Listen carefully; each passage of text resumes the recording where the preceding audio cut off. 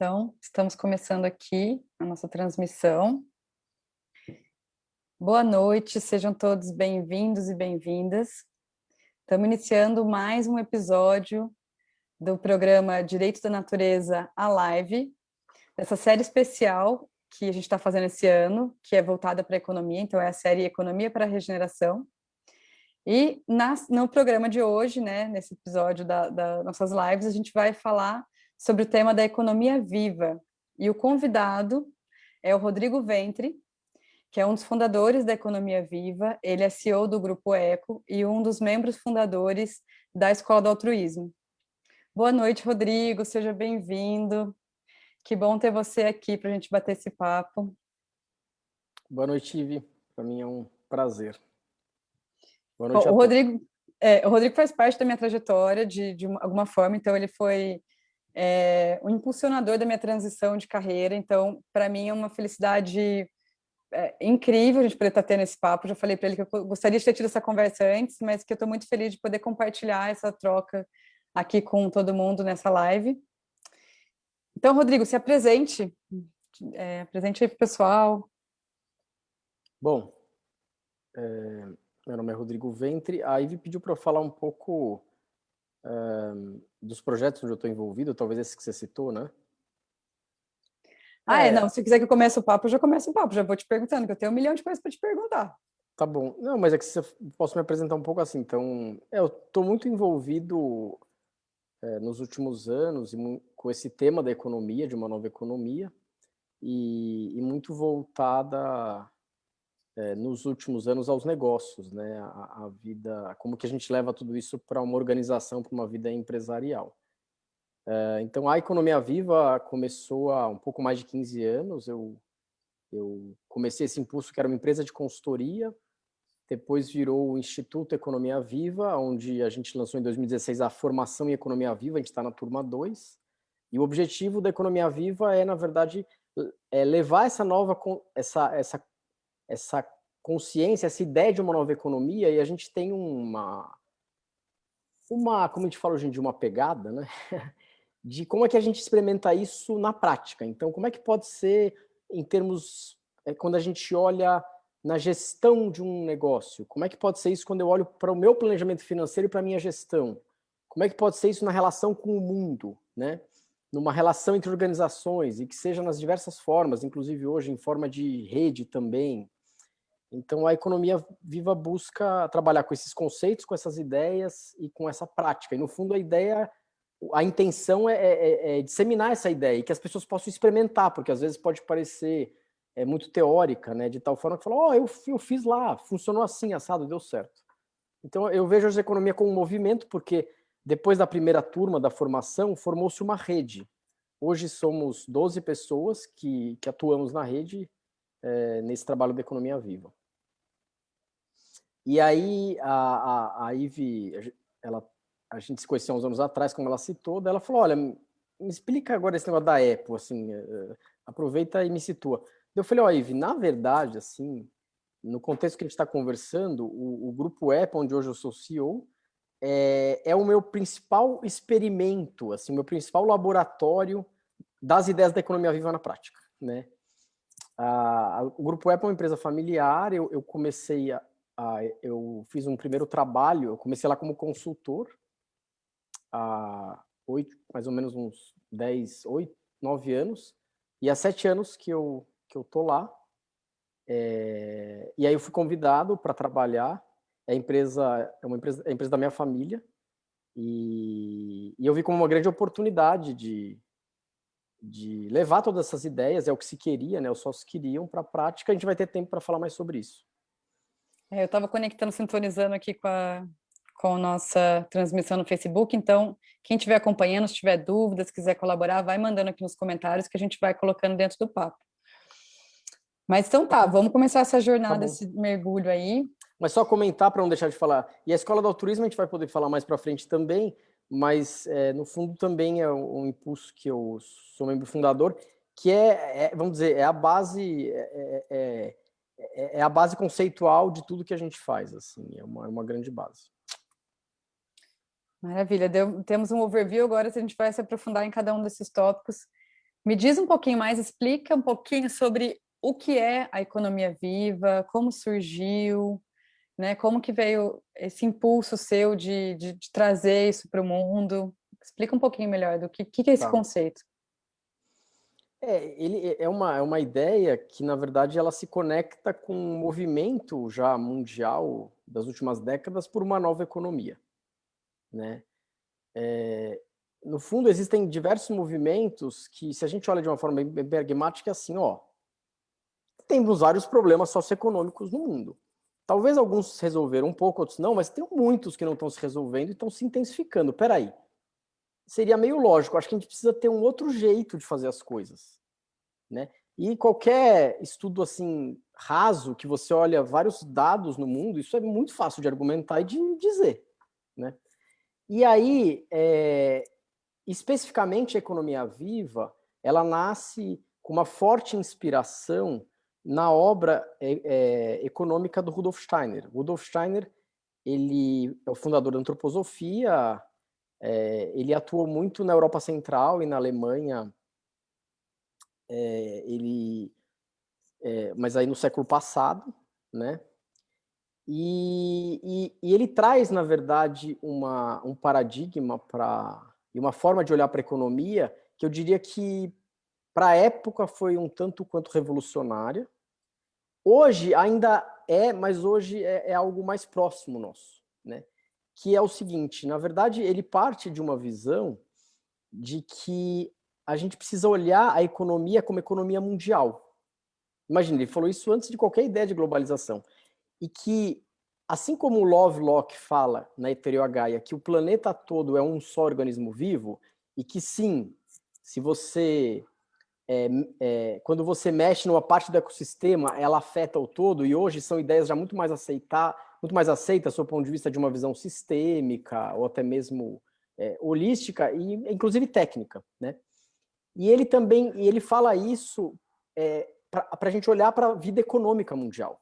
Por isso que eu costumo brincar e falar assim, que o Steiner é a teoria Gaia da economia, né? E ele, inclusive, fala, na época, num sentido, ele traz tudo isso num sentido bem econômico, macroeconômico e global, e trazendo, ó, inclusive, enquanto a gente ficar só olhando as economias nacionais, ou seja, como se fosse assim, cada um só olha o seu próprio queijo, a gente não vai conseguir resolver os problemas econômicos mundiais. E hoje tem alguns exemplos, né, onde algumas economias buscam se juntar e atuar, mesmo que às vezes seja como contraposição a uma outra, por exemplo, a própria comunidade europeia, né? Num sentido macroeconômico, é uma forma de buscar uma cooperação econômica. É claro que o ideal aí seria uma cooperação econômica mundial, né?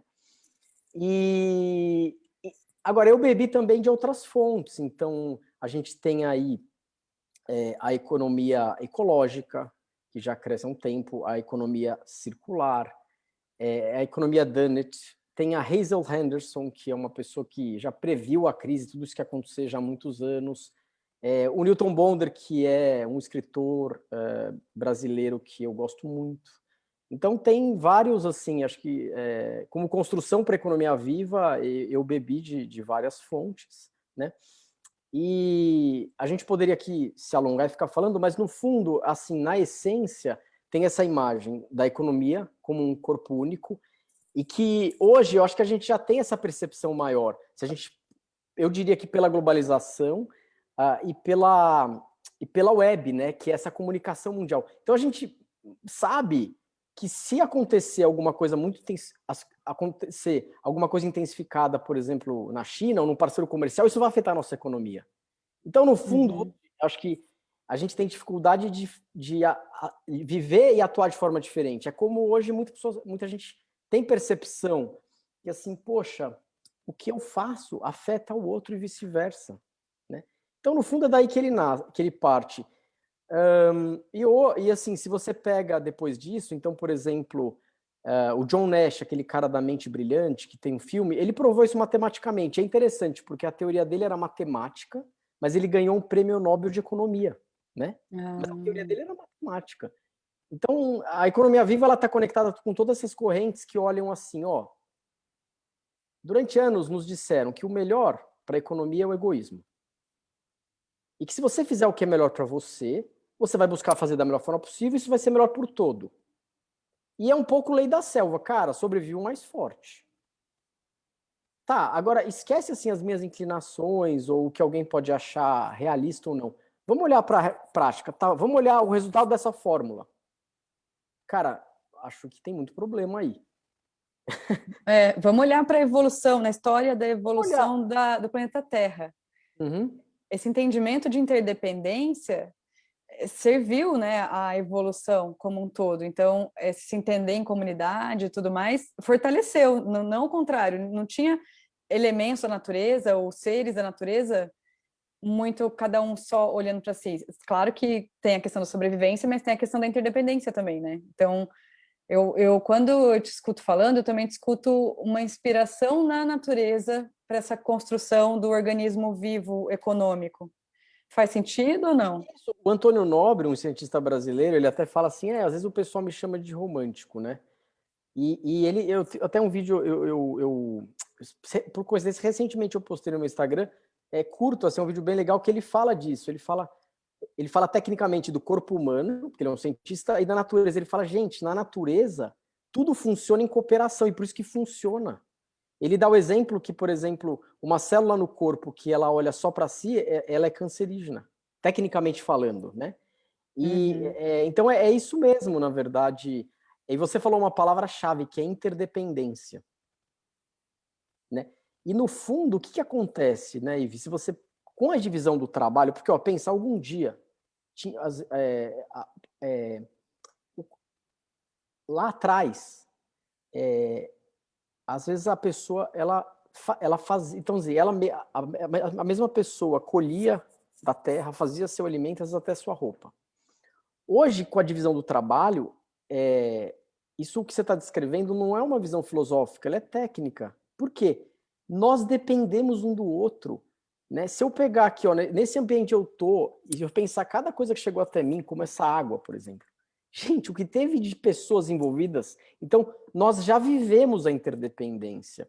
E acho que algumas pessoas nessa pandemia, inclusive, estão percebendo, falando, nossa, olha como a minha ação afeta o outro e vice-versa, e o quanto nós dependemos um do outro. Então, esse é um lado interessante, e o Steiner traz isso, por exemplo, a gente sabe que tem todo um ponto de vista sobre a divisão do trabalho, quando ela ficou mecanicista, às vezes a pessoa não tem, perde o sentido do que ela está fazendo, mas isso tudo dá para fazer de um outro jeito. Mas a divisão do trabalho, por exemplo, ela levou a isso. No fundo, Uhum. por estranho que pareça, e vai parecer estranho talvez para algumas pessoas que eu vou dizer, mas a gente trabalha para o outro, porque tudo que você faz está sempre sendo para o outro. Então, enfim, é um pouco esse o contexto aí da ideia. E para fechar, assim, eu entrei em contato com essas ideias há um pouco mais de 20 anos, depois eu fui para a Europa e fiz um curso de extensão, e o último módulo era, inclusive, num hotel, junto com um restaurante, uma fazenda, que estavam implementando eles tinham uma experiência real de economia associativa, e aí eu decidi pegar essas ideias e falei assim, e eu tive vários insights, pensei, puxa, mas isso tem a ver com o todo do que a gente está discutindo aqui, mas isso tem a ver com a gestão de uma empresa, inclusive com as finanças pessoais, e como a gente lida com esse tema na nossa vida. E foi a partir daí que nasce a consultoria. Eu fiquei 12 anos focado muito nisso, e depois tudo que eu descrevi, né? O Instituto Economia Viva, a formação e esse trabalho surge nesse meio a Escola do Altruísmo, que foi fundada pelo Daniel e tem outros colegas, e esse trabalho e essa experiência na época. Ok, antes da gente ir para a prática, então, né, para a aplicação de tudo isso na prática, eu queria só tirar umas duvidazinhas. Quando foi que o Steiner, ele deu algumas palestras, né, com esse tema economia, Deixa eu que ver se aí está aqui, ó. no Brasil foi traduzido como economia viva. Que ano que foi isso, Rodrigo? Foi 1922. Nossa, a gente estava começando a terceira revolução industrial, então começando a entender, a construir o que seria a sociedade em rede, né? Então, quando você fala que a gente não tinha ainda essa visão de globalização, a gente não experienciava ainda a sociedade em rede, agora eu entendo porque foi nessa O época. Steiner, assim, né? Eu gosto muito de entender a personalidade dele no contexto que ele estava, né? Então, por exemplo, assim, ele foi um esotérico, né? ele foi um filósofo e ele foi um empreendedor. Ele empreendeu muita coisa.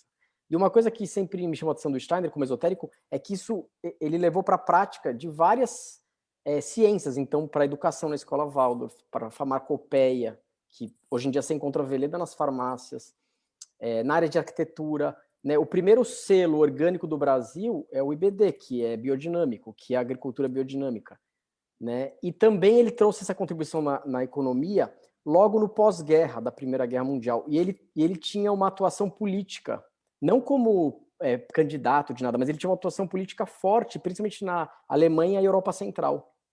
E ele teve e ele tinha toda uma visão, inclusive uma crítica em relação porque ele viveu a Primeira Guerra, certo? Foi de 14 a 18. Então, ele teve toda uma atuação política, né? Ele era um personagem influente na época, em relação às reais causas da guerra. Na primeira palestra ele fala disso aqui, porque na verdade, foi um conjunto de palestras, são 14 palestras que ele deu em 1922.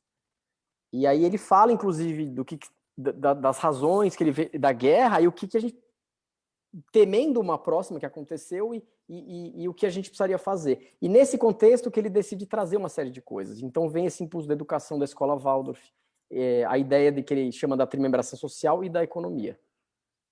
Legal. E aí, também, isso é uma coisa que bom que você tocou nesse ponto. Eu estou pensando aqui, fazendo, né, uma linha histórica na minha cabeça, que com exceção da economia solidária, né, que surgiu, que começou a insurgência desde a primeira Revolução Industrial, todas as outras linhas, a economia ecológica, a economia Donut, que é bem mais recente, tudo começa ali mais ou menos na década de 70, 80, né, não era tão forte antes, então ele realmente foi muito precursor. E quando eu citei, assim, da onde eu bebi, então eu falei da economia ecológica, e eu não falei economia solidária, economia Donut, economia circular, né?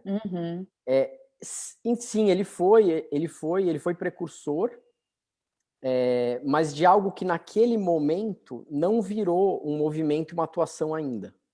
Entendi. Como se a gente não tivesse pronto para receber isso ainda. Talvez, muita coisa, assim, ele morreu em 25, foi bem no finalzinho da vida, ele morreu em 25, né? Muita coisa ele trouxe no final da vida e muita coisa, assim, quando ele morreu, estava na prática, né?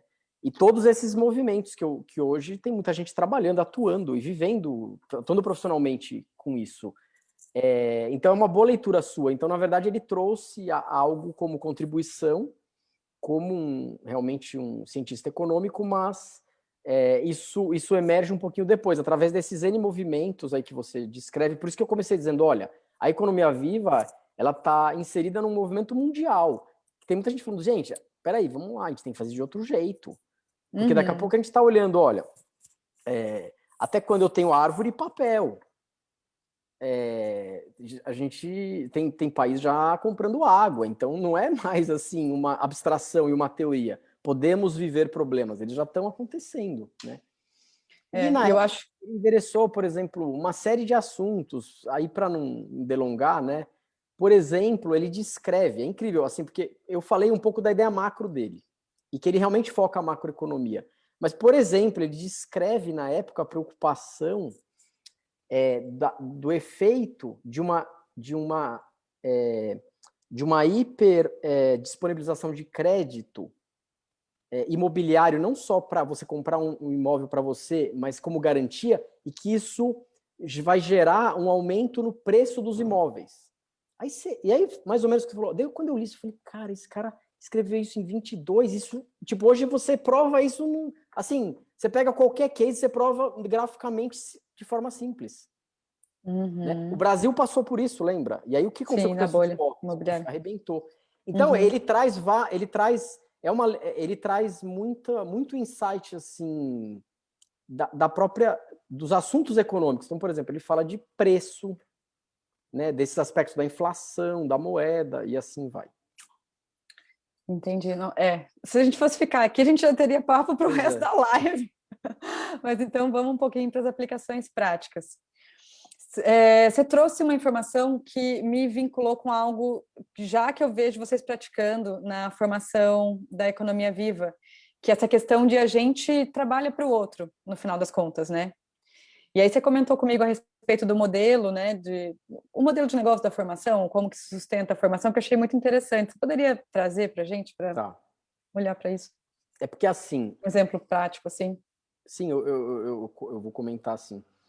É que as palavras às vezes são traiçoeiras, né?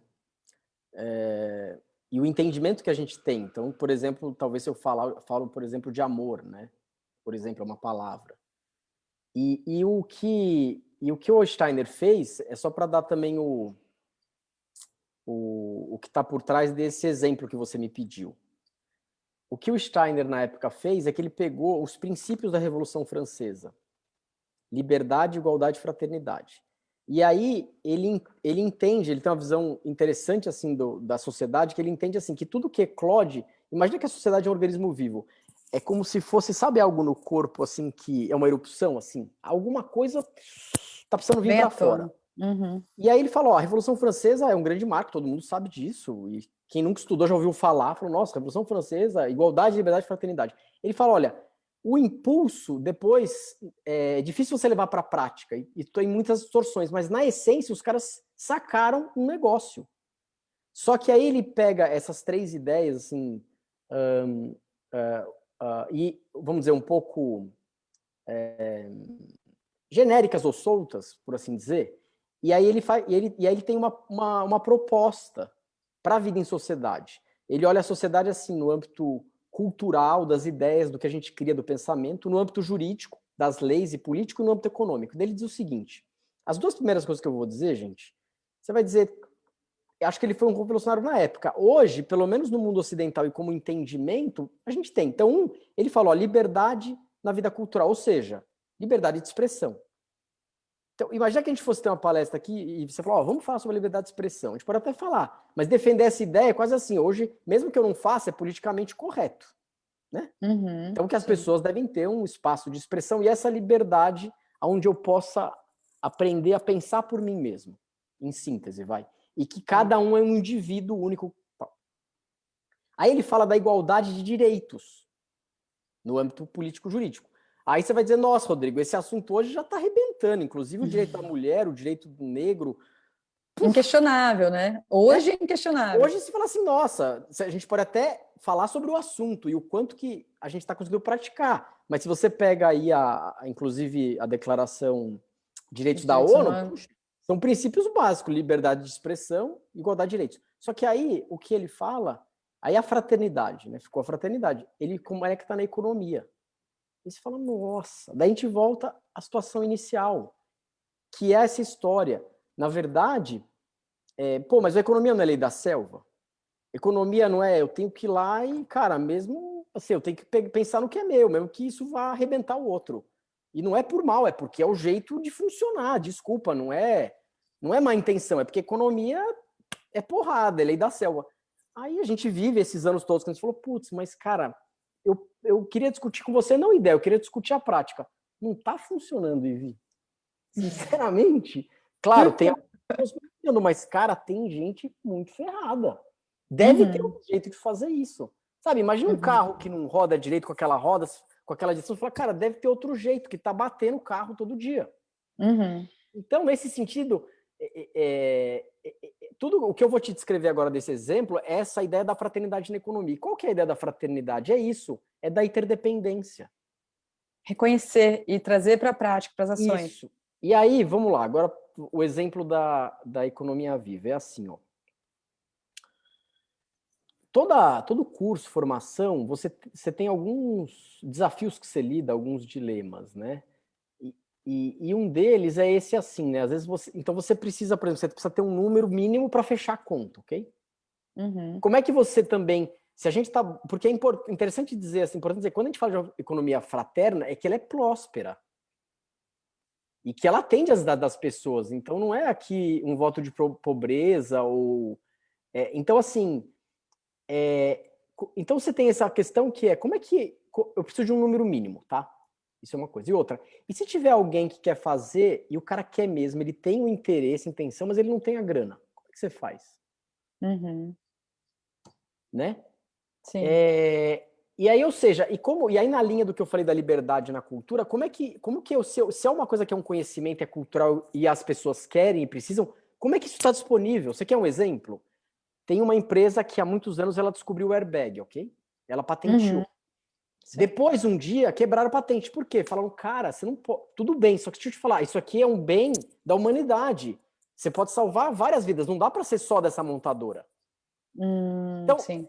então é claro que nem sempre hoje a gente consegue atuar com a lógica da patente assim, mas é para dar um exemplo desse conhecimento intelectual que deveria estar disponível para todos. Né? Bom, e aí, o mais interessante é que essa ideia não surgiu do Rodrigo, surgiu da turma 1. Porque a gente começou, como a gente tem um jeito diferente de lidar com a formação, o grupo atua muito, ele vai, os últimos módulos eles foram tocados pela turma, né? Uhum. Aí isso começou a discutir toda a formação da turma 2 e como a turma 1 queria atuar.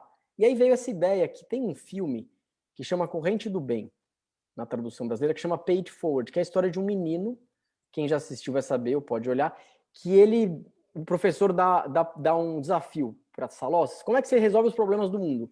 Ele faz até um desenho que ele fala, ó, eu passo um bem para alguém, tipo a Ivy, acho que ela tem que passar para 3 pessoas, e assim vai.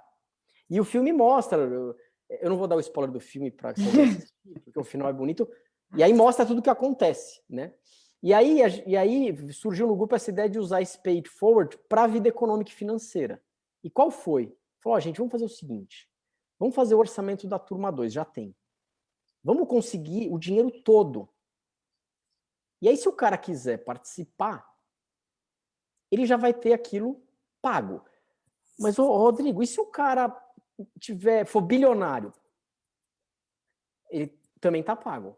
Puta, e se o cara não tiver dinheiro nenhum? Então, assim, qual que é a premissa? Aí pode ser que a gente olhe, a própria pessoa fala, puta, realmente não é o que eu quero. E aí é um dinheiro de doação para a vida cultural e espiritual, ou para a vida cultural, que é uma proposta do Steiner, né?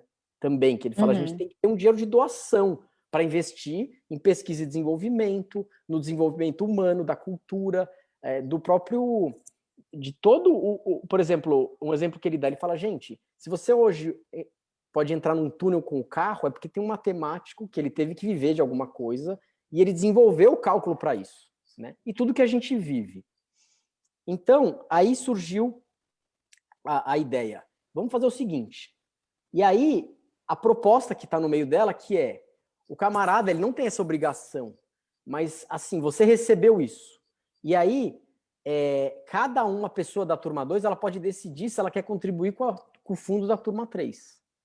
Para formar o fundo da turma 1, foi muita gente, para formar o fundo da turma 2, muita gente da própria turma 1 doou e outros terceiros, né? E aí é interessante, que eu estava comentando com você, né, quando a gente conversou ontem. Por exemplo, quais são os efeitos práticos disso? Então, por exemplo, veio a pandemia, né? Aí os coordenadores falaram, olha, nossa, interessante, meu fluxo de caixa tá... E aí você vivencia essa abundância, ou seja, essa fraternidade levada para a prática, ela é próspera e abundante, né? Sim. Veio essa pandemia, muitos participantes teriam dificuldade. De pagar, com certeza. Tá pago. E isso é inspirado, para fechar, em uns exemplos, e uma participante, a Lara da turma, ela comentou que acho que foi um conhecido que foi fazer aquele caminho de Compostela, e aí você chegava tipo como um mercadinho, e aí você ia lá, pegava, sei lá, uma fruta, uma comida, uma coisa para beber, e aí você falava, quanto custa? A pessoa falava, ó, quem veio antes que você já Já pagou deixou tudo. pago. Agora você vê o quanto que você quer pagar para o cara que vai chegar. Então a Isso é muito ideia legal. do Paid for é isso. E no fundo, acho que essa e outras possíveis ideias de como que a gente pode ter uma lógica econômica que, de novo, tá vendo? Ela é fraterna por quê? Porque ela permite a participação das pessoas. Então, possivelmente, aquele bilionário que eu falei, ele vai poder contribuir muito mais para o outro fundo. Sim, sim. E a pessoa... Que se tivesse um preço fixo, ele teria pago aquele preço fixo, Isso, tido o serviço. Trabalhar com desconto, bolsa, que dá, eu já fiz isso muito e não estou criticando, mas é outra lógica, entendeu? Então, assim, e aí, assim, também daria para falar muito sobre isso, mas é interessante as experiências no começo, né? Então, por exemplo, tinha gente que meio que duvidava, falava, como assim, né? Não deve ser verdade isso. Outras pessoas falavam, gente, que gratidão, nossa, eu já quero doar para alguém. Outra coisa, não é padrinho. Isso também é importante. A gente não fez uma coisa assim, ó, eu estou apadrinhando o fulano. Não, você doou para o fundo. Então sai um pouco eu não estou apadrinhando Do ninguém. paternal, né? Então é uma coisa assim que até acaba sendo anônima, né? E é isso, assim, respondendo a sua pergunta, é esse modelo que a gente está experimentando agora do Pay It Forward. Eu acho que experimentar, vivenciar é a lógica da abundância, e não a escassez, que é como a nossa economia se estrutura e tudo é formulado, né? Então E o medo do futuro constante, né? A gente é o tem que se medo, né? planejar em relação ao futuro. O medo no geral, né? O medo que move, que dita essa questão da sobrevivência e tudo mais. Então, é mudar a lógica do medo para a lógica da abundância, da gratidão, do amor, da doação. Então, eu achei muito interessante. Enquanto estava falando, é óbvio que eu pensei um milhão de coisas, né? Já pensei em te perguntar a questão da trimembração. Como que é a trimembração dentro da economia viva? Se tem alguma coisa... Você também trouxe o tripé da liberdade, fraternidade Igualdade. e igualdade. É. E outra coisa que eu pensei também é que hoje, para a gente, é dado e é irrevogável os direitos humanos, né? Não, nem sempre na prática a gente tem garantido, mas que a gente vai lutar por isso e que precisa se ter isso resguardado, acho que quase todo mundo concorda, quase. Eu fico sonhando com o dia em que isso possa se estender também para os direitos da natureza, que é muito o trabalho que a gente faz, né, na rede Harmony of Nature, a ONG Mapas. Então, eu fico sonhando o momento em que a gente vai pensar em, nossa, como que a gente pensava que a natureza não poderia ter direitos, entendeu? Agora é óbvio, porque faz parte do todo, dessa interdependência, da sobrevivência humana. Como que um dia a gente chegou a pensar que não tinha os direitos da natureza garantidos? Então, eu fiquei sonhando com esse momento. Mas o que eu queria trazer é se você pode vincular um pouquinho a trimembração para a gente ir para os outros exemplos, que eu só fiquei com essa curiosidade. Tá bom. Antes de falar sobre outros, você estava falando da economia do amor, da gratidão e tal.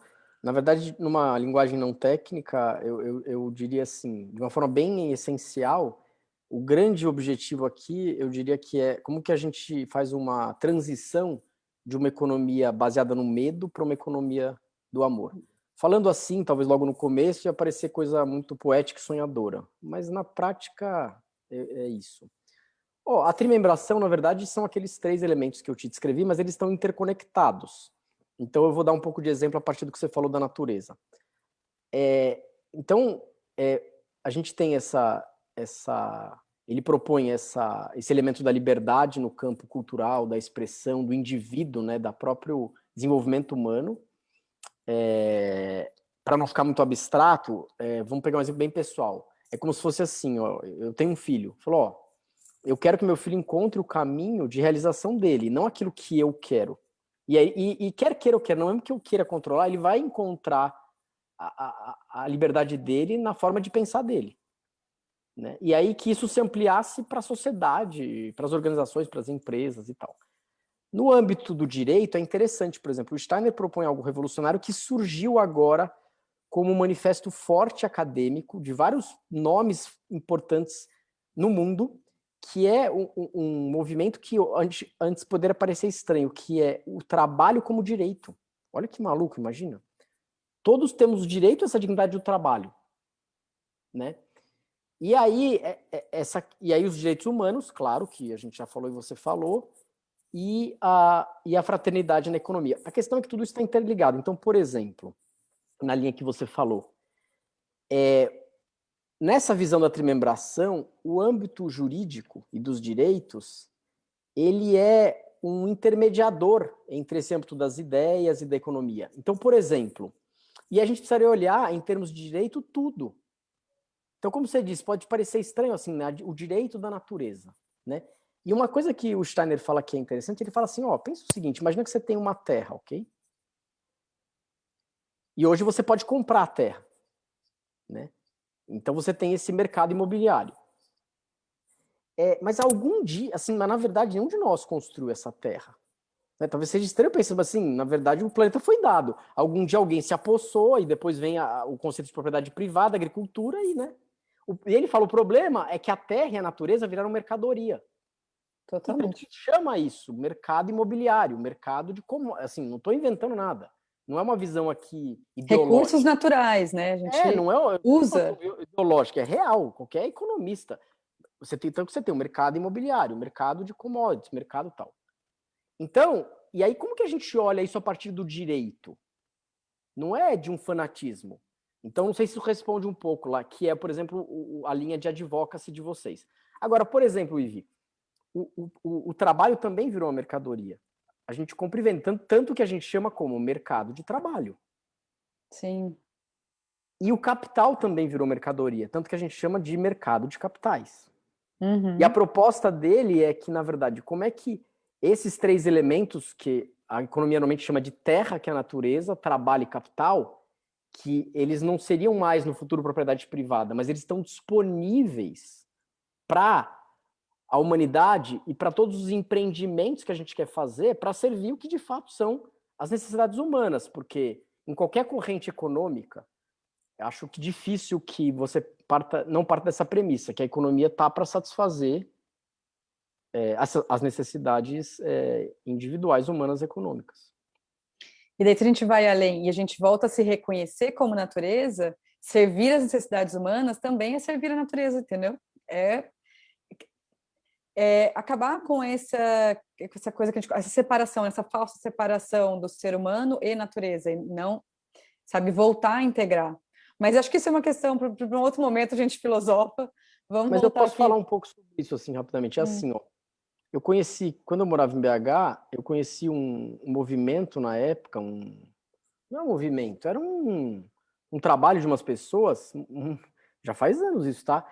E muitas escolas contratavam, que era assim, eles levavam as crianças para a fazenda, tá? E eles mostravam, ó, aqui é a vaca, e aqui é o leite, porque muita criança, quando perguntava, de onde vem o leite? Ele falava da caixinha. Ah, ó, aqui é o rio, aí o rio, tá vendo, vem aqui e tal, aí quando você liga a torneira, aí sai a água.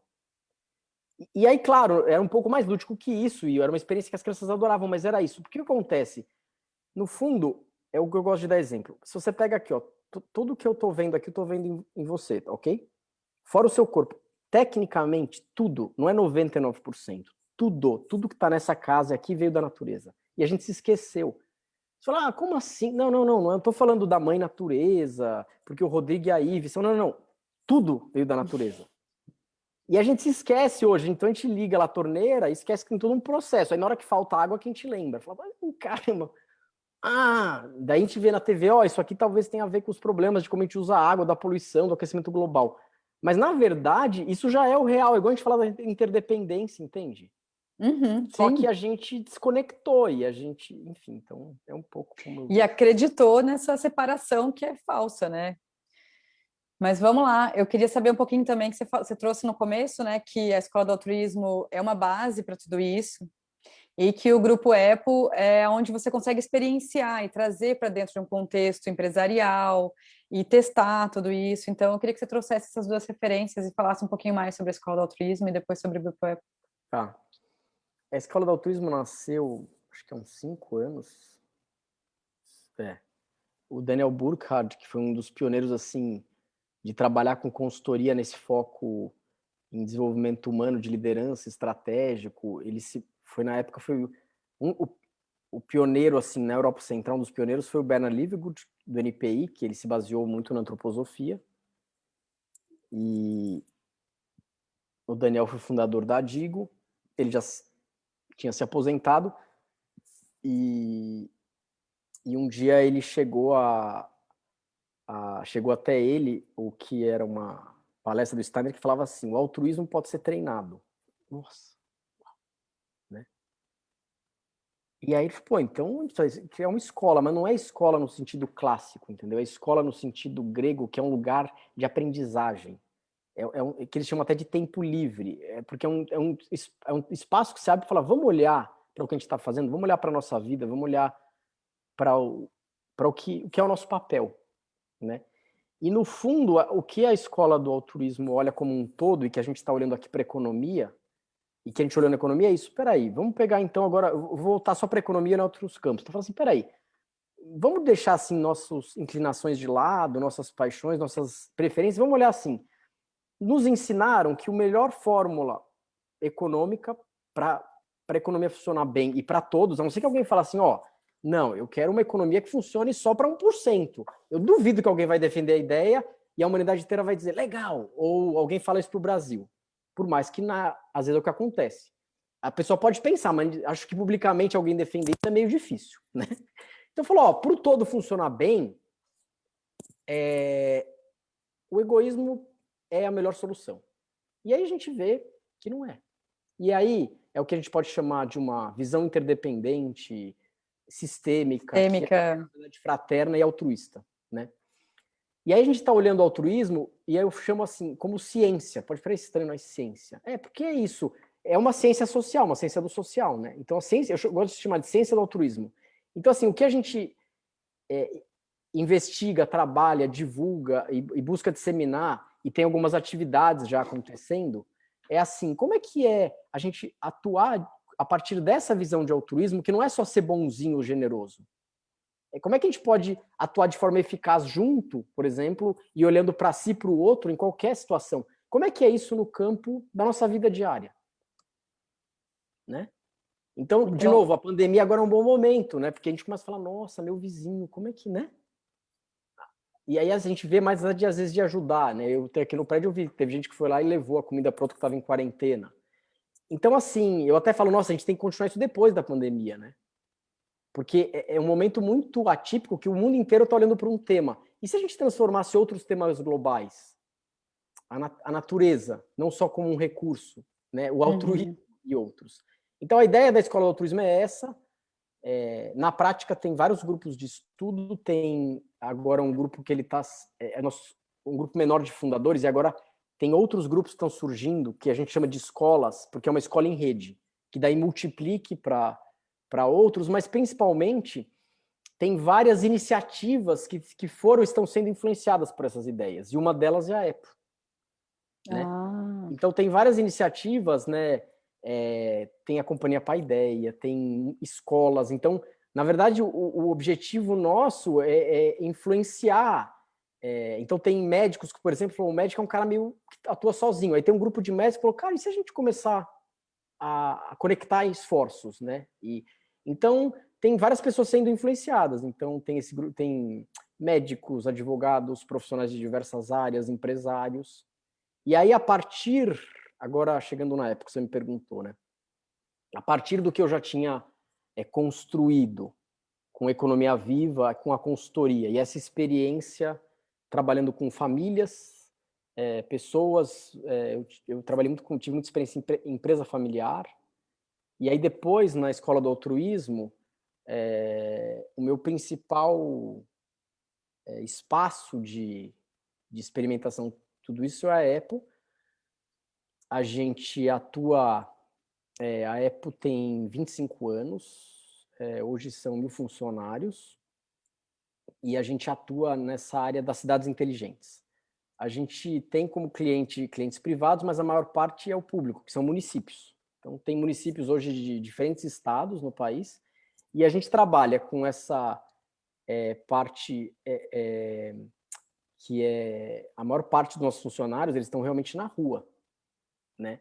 Então, a gente faz essa operação do lixo, dos resíduos. Então, assim, todo mundo, você tem sempre alguém, ou é o município ou uma empresa, que coleta o lixo, e aí você pode jogar um lixão, você pode jogar no aterro sanitário, ou você pode fazer um processo de tratamento, né? Então, a gente trabalha com essa área de coleta, destinação e tratamento do resíduo, né? Também hospitalar. A gente, uma área nova, ainda menor na empresa, mas é uma área essa área da água, né, da gestão inteligente de água, e a construções sustentáveis. Então, nós fizemos o primeiro prédio público verde, assim chamado, né, da América Latina. E aí, assim, né? Onde foi esse prédio, Rodrigo? É em Itu. É o Paço Municipal de Itu, é a prefeitura. Ele tem aquele selo LEED, sabe? Sim, Então, sim. Uma certificação. Isso. E então a Apple já sempre foi pioneira nisso, teve essa visão inovadora, uma visão humana. E obviamente uma empresa que cresce, familiar, ela tem seus desafios. E aí eu nunca tive, assim, não estava no meu script isso, né? Mas eu pensei, puxa, é uma grande oportunidade. A Economia Viva nunca deixou de existir, ela seguiu nesse caminho todo. E assim, aí é uma história, apesar de não tão curta e nem tão longa, 7 anos, foi muito intensa e muita coisa aconteceu, né? A gente tem 7 anos que você está como CEO da Apple. Faz 7 anos. Então, Tá. talvez me ocorreu assim, eu posso falar um pouco do hoje, né? Uhum. Hoje a gente está nesse momento de trabalhar muito a governança, e alguns devem conhecer essa ideia das organizações TIO, e que são, como é que eles chamam lá? Tem aqui aquele livro, Reinventando as Reinventando as organizações, Organizações, que é toda uma outra forma de governança, né? E onde você consegue, e é importante baseado na porque autogestão. isso, então na verdade a gente está no momento da autogestão, essa é a palavra do momento. Hoje estava tendo a reunião lá do círculo gestor, que seria no modelo convencional a diretoria, e falando de autonomia e toda essa coisa, né? E aí, por exemplo, daí tinha lá uma pessoa, ele estava falando, hoje, foi hoje à tarde, vou dar o exemplo então de hoje, eu vou voltando, eu vou falar assim, o que está mais fresco. Então, tinha lá uma pessoa falando o seguinte, que é do DP, né? Ele falou, então, você sabe que a gente fecha a folha, o ponto tudo aqui, no corporativo, no central. E aí a gente pensou, na hora que a gente descentralizar e levar para as unidades, como é que vai ser? Será que os caras não vão reclamar? Ele falou, olha, você não acredita, o pessoal tá feliz. Porque eles falavam, agora eu me sinto capaz, né? Então, eu ouvi hoje à tarde isso, reunião das 2 às 4, né? Então, a gente está vivendo na víscera, na prática, essas ideias da autogestão. Eu vou ser honesto, eu sempre procurei esse novo, eu mesmo tive dificuldade, né? Porque eu era o primeiro empecilho. Ano passado teve hora que eu falei, gente, mas será, né? Na hora H. Agora, para chegar nisso, teve toda uma caminhada. Então, assim, nesses anos a gente investiu muito em desenvolvimento humano, né? E eu acho que isso é uma grande base, assim, que permite a gente estar onde a gente está. Teve muita Uhum. mudança na empresa, tem uma mudança de cultura profunda. Mas, assim, então, para dar alguns exemplos, né? A gente tem, por exemplo, alguns programas, tem um que chama Líder de Si, e que começou com uma profissional, que é a Milene Mizuta, ela foi contratada, e aí, assim, a gente formou multiplicadores. E aí as pessoas levavam todo esse conteúdo, esse trabalho para a empresa inteira. E hoje já leva para fora da empresa. Olha que maluco. Muito Se a interessante. empresa acabasse hoje, o programa não termina. Toda empresa tem um órgão máximo assim na operação, que é o conselho de administração. E a gente criou o conselho, que hoje é o círculo de desenvolvimento, que todos os temas ligados ao desenvolvimento da empresa e que tem um caráter sistêmico, eles são decididos lá. E lá, eu não sou o CEO, tem pessoas, tem até gari lá. E aí a gente toma essa decisão. Então, para te dar exemplos, né? Então, Todos por os exemplo, stakeholders envolvidos estão lá e eles são isso. ouvidos. Então, tem Não, fornecedor, tem mas cliente, eles tem. decidem. Isso eu Ah, gosto de legal. falar, porque é Uhum. importante. Quando chegou essa consultora nova na empresa, tinha essa dúvida, eu falei, não, pode checar lá. Ali ele tem um caráter deliberativo. Sim. Então, por exemplo, aí você fala, tá, mas o que esse conselho já deliberou? Então, por exemplo, quando a gente decidiu ter uma jornada flexível. Não ia ter mais banco de horas, jornada flexível e home office, que foi assim, coincidiu com a pandemia, entendeu? Uhum, sim. E é por quê? Porque ele mexe na cultura da empresa, então seria um conselho de cultural. Então, ele mexe na cultura da empresa, diversos departamentos, é sistêmico, né? Lá Uhum. atrás, porque problemas assim de interesse pessoal e tal, não podia, é uma coisa antiga que tinha que ser educada, que não podia contratar familiar. Um dia alguém falou, gente, mas qual que é o sentido disso? Nossa, aí mexe com a crença inteira. Aí isso foi trazido lá. Aí isso é interessante. Aí todo stakeholder tais, né?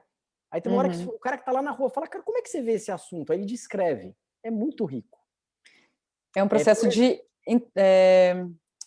fazer a junção da inteligência, aumentar a inteligência coletiva do grupo, porque você aumenta a perspectiva de olhares, né? Isso, só que. E aí o que acontece? Quando você fala inteligência coletiva, você fala, putz, mas nossa, né? Parece uma coisa um pouco abstrata, ou será que isso funciona, né? Na verdade, assim, como é que você cria instrumentos e processos, e o processo decisório que você faça isso? E é possível. Vou dar Uhum. um último exemplo, né? O nosso processo, o nosso processo de nosso programa de avaliação de desempenho. Então, por exemplo, e que ele também foi deliberado lá. Hoje, então, a gente tem um processo para avaliação de desempenho, mas que a gente entende como ferramenta de desenvolvimento. Ou seja, você fala, tá, Então, aí você fala, mas você tem indicadores e medidores da operação e do econômico? Tenho. Tá, e se eu sou um gestor, eu tive um puta resultado. E eu fui muito bem avaliado, né? Então, isso quer dizer que eu vou, então, com isso, ganhar uma recompensa econômica. E a gente não trabalha assim, né? E eu vou explicar. Aí você fala assim, tá, então o cara pode fazer qualquer coisa e pronto. Falou, não, cara, o cara pode ser demitido, por exemplo. Ué. Né? Porque às vezes a gente pensa que é algo assim irresponsável, mas não é. Eu vou até dar uma contextualizada para quem nunca ouviu falar de autogestão. É um sistema operacional em que a gente distribui as responsabilidades e a autoridade, mas que a gente traz muita clareza para a autonomia que cada papel, que cada pessoa tem. Então, é essa transformação de ver a organização como um sistema vivo mesmo. E assim, tirar o poder de figuras centrais que centralizavam as decisões antes e colocar o poder nos acordos e ter um mecanismo para fazer acordos que considerem as vozes nesse acordo, tá? Então, para quem é novo, deixa eu dar uma contextualizada que eu acho que pode É ajudar, bom. né, É Rodrigo? A importante entender dizer que que não é tem. uma bagunça, né? E Não, e não que é tem falta várias de hierarquia. empresas e Não empresas é. muito maiores. E que tem várias empresas muito maiores que a Apple, naquele livro Reinventando Organizações, tem vários exemplos que já. E aí, assim, você fala, tá, Rodrigo, agora me fala, agora a gente quer falar de resultado. Aí eu vou te falar de resultado. Tem um índice que a gente mede que é a quantidade de ações trabalhistas versus a folha, ok? Nos Uhum. últimos 5 anos, reduziu, acho que no último, tipo, 7 vezes. 7 vezes, É claro que isso é um custo infinitamente menor e um trabalho e um desgaste. com certeza. O nosso EBITDA, ele dobrou. Não, ele mais que dobrou. Ou pode chamar nosso lucro operacional. Uhum. A gente entrou no ano retrasado, a gente foi um teste, a gente entrou lá naquela avaliação das melhores empresas. Mas a gente não ficou olhando assim, o que você tinha que fazer para no primeiro ano a gente já estava entre as melhores empresas. Né? Na nossa área nesse ano a gente já subiu bastante também. Eu não falo isso só como no sentido que a gente faz isso para buscar um troféu. Mas assim, é porque, de novo, foi bom você falar, você falou, tá, mas puxa, isso aí deve ser meio uma bagunça, e não é, né?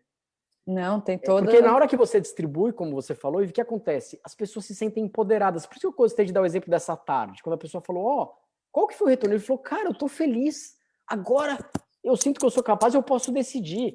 Porque o que acontece? Às vezes você tem que passar por um caminho de 3 lá processos para fazer algo que o primeiro cara já podia fazer, né? Sim. Agora, claro que tudo isso depende de algo que a gente fez lá no começo, que é o sentido e o propósito.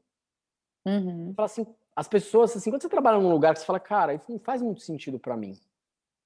Então, a gente trabalha muito esse senso de propósito.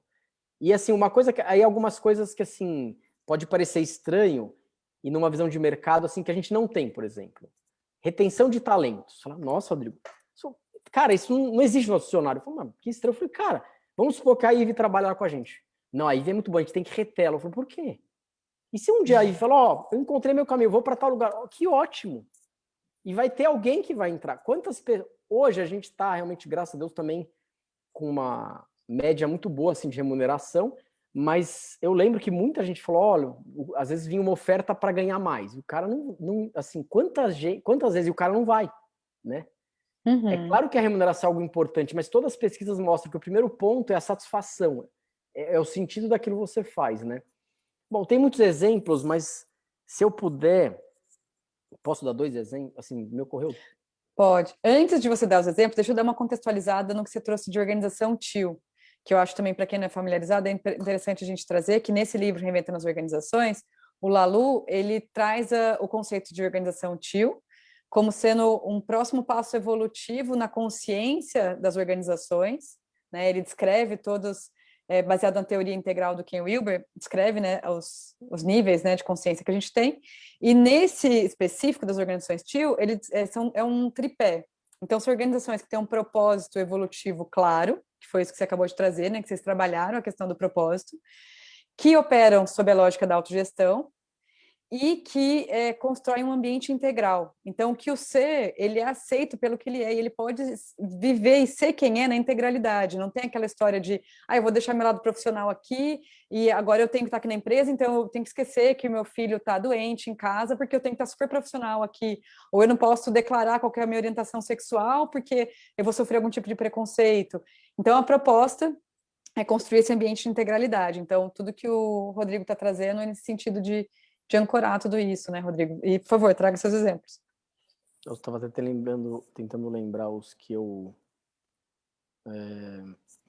havia pensado.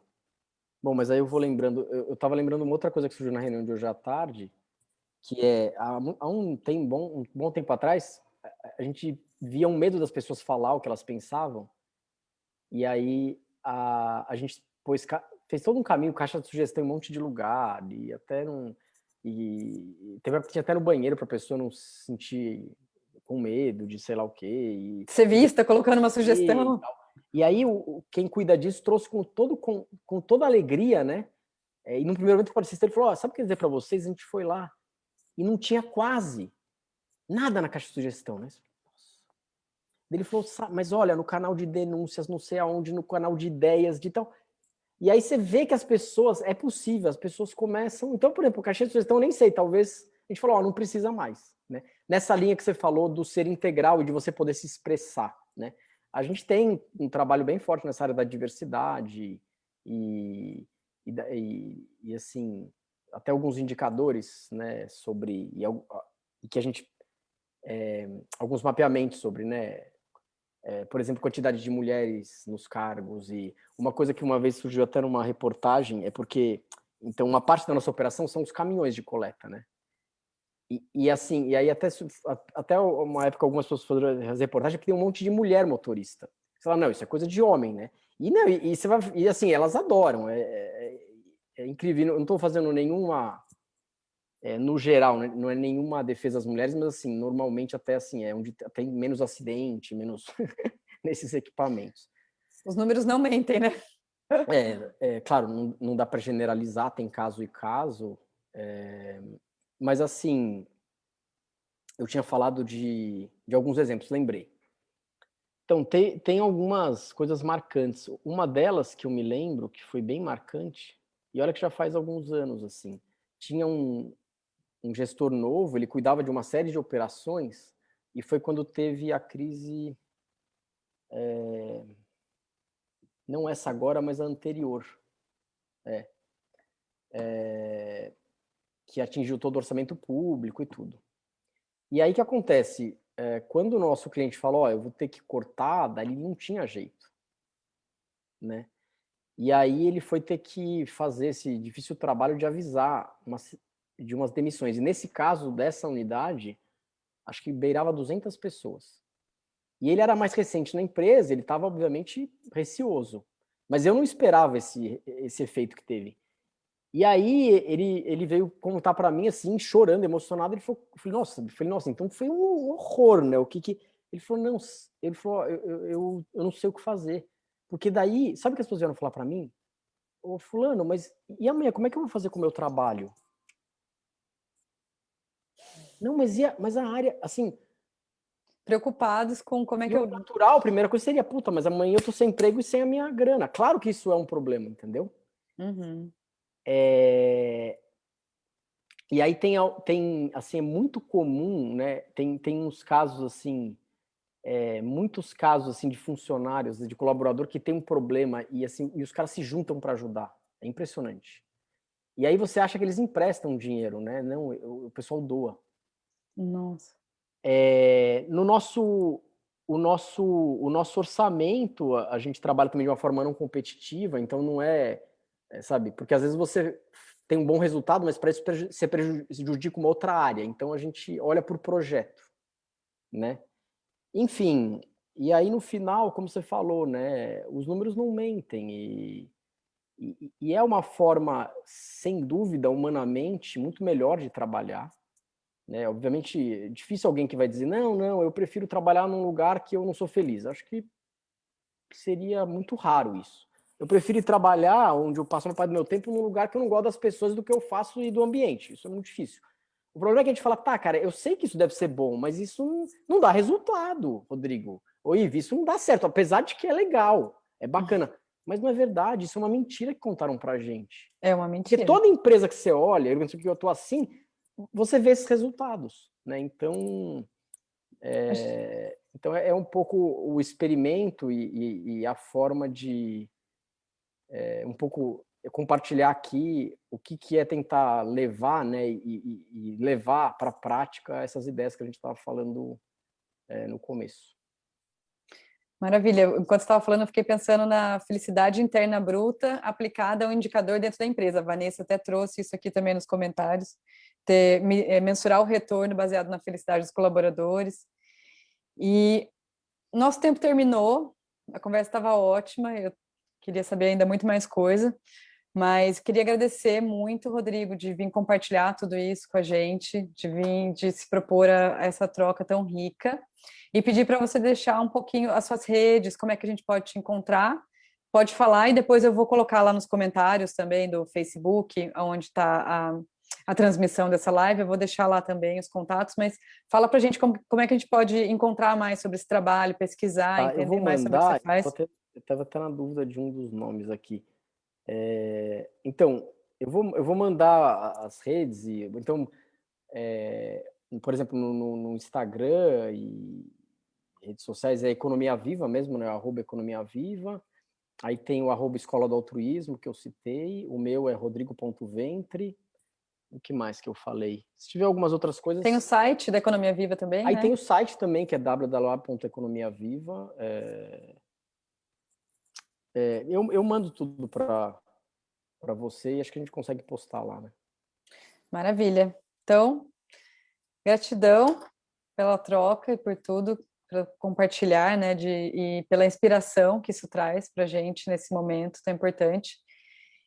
E seguimos conectados e construindo de alguma forma com esse propósito em comum de ressignificação da economia, né, para que sirva à regeneração, para que sirva ao bem-estar, para que sirva ao cumprimento das necessidades humanas e à natureza. Agradeço muito.